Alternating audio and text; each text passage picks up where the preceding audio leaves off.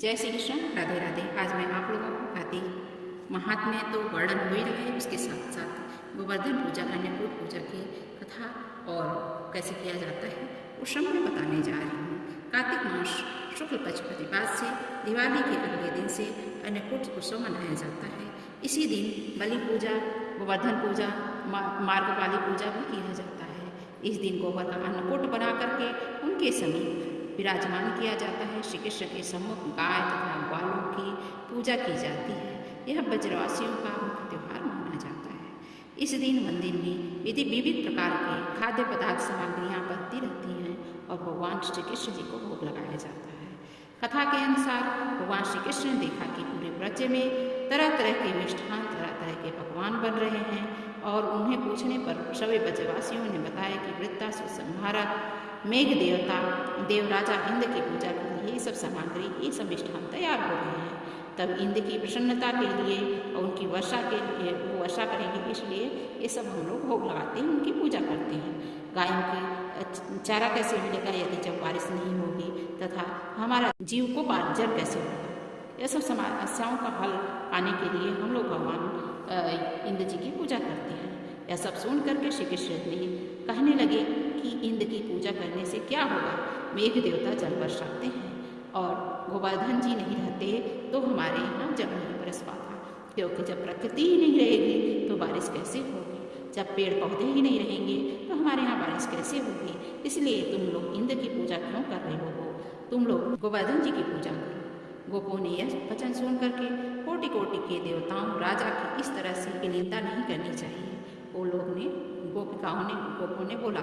तब कृष्ण जी ने कहा कि इंद्र में क्या शक्ति है जो कि पानी बरसाता है, वह आपकी तुम्हारी क्या सहायता कर सकता है, उसमें कोई शक्ति नहीं है। यह सब तो हमारे गोवर्धन पर्वत का कमाल है, वही सब करते हैं, वही मूसलाधार बारिश कर सकते हैं। हमें उनकी ही पूजा करनी चाहिए, प्रकृति की पूजा करनी चाहिए। भगवान श्री कृष्ण जी ने स्वयं बाल को बताया और अपनी बातों में उनको ले लिया। अब सब लोग गोवर्धन पूजा की तैयारी करने लगे। चारों तरफ धूमधाम मच गई। आनंद जी के कानों तक ये बात गया। गोपकाओं सहित श्री कृष्ण जी के से पूछा गया कि इंद्र जन से दुर्भिक्ष उत्पीड़न समाप्त होगा, चौमासे में सुंदर दिन आएंगे, मगर गोवर्धन पूजा से क्या लाभ होगा। तब सब गोपकाएँ और नंद जी ने यही सब बातें कहा।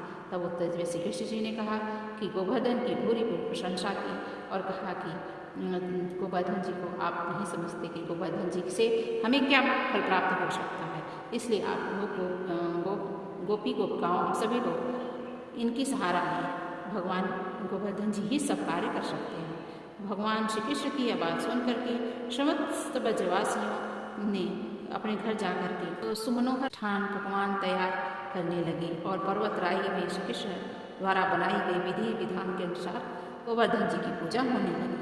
भगवान की कृपा से नित्य वज्र नीतियों द्वारा अर्पित समस्त सामग्री को गिरिराज जी ने आकर के स्वयं स्वीकार किया और खूब आशीर्वाद दिया। सभी जन अपना पूजन सफल हो ऐसा कहते हुए प्रसन्न हो गए और आशीर्वाद देने लगे।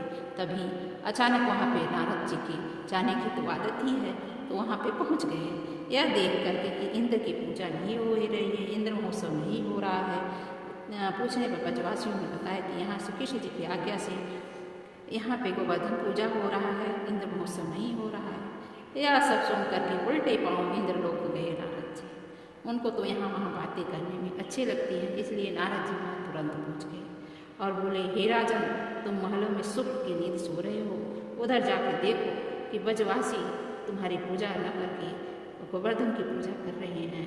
इतने में इंद्र की अपनी मानहानि समझ करके, वह अपना अपमान समझ करके मैं उनको आज्ञा दे दिया कि तुम गोकुल में जा करके इतना मूसलाधार बारिश करो कि वहाँ पे तहस नहस हो जाए। पर्वत और प्रलयकारी बादल वज्र की ओर मड़ गए और अचानक वर्षा होने लगी। ब्रजवासी घबरा गए। सभी ब्रजवासी कृष्ण की शरण में गए और जाकर के बोले, भगवान इंद्र हमारी नगरी को डुबाना चाहता है, अब क्या किया जाए। तब श्री कृष्ण जी ने सांत्वना देते हुए कहा कि तुम लोग गौओं सहित गोवर्धन की शरण में चलो, वहीं तुम्हारी रक्षा करेंगे।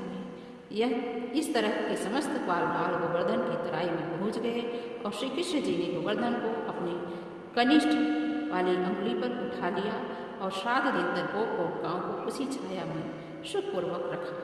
भगवान की कृपा से उनको एक छींटा भी न लग पाया और न पानी का उनको एहसास हुआ।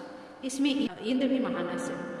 तब भगवान की महिमा को समझ गया और अपना गर्व नष्ट करके वह जान गया कि यह भगवान ही हैं, हमारा यह अपमान समझना मूर्खता है। तो उसने पश्चाताप करने लगा।